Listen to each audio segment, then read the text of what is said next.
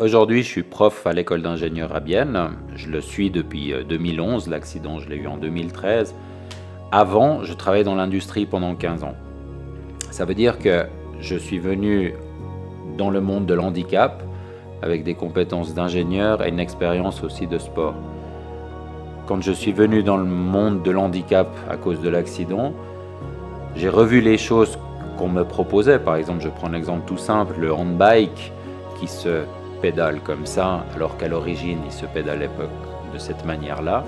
J'ai commencé à réfléchir et revoir la problématique du côté de l'ingénieur et du côté de la personne qui fait du sport. C'est pour ça que pour moi, c'était très difficile de me dire que j'étais un corps entier et que je ne devais plus que bouger les bras. Donc je me suis dit, mon corps, il est toujours là en entier, je veux pouvoir bouger tout le corps. Et c'est là qu'on a développé le trike, le vélo à 3 roues, qui permet d'avoir le mouvement et des bras et des jambes qui pédalent ensemble dans un mouvement physiologique comme lorsqu'on marche.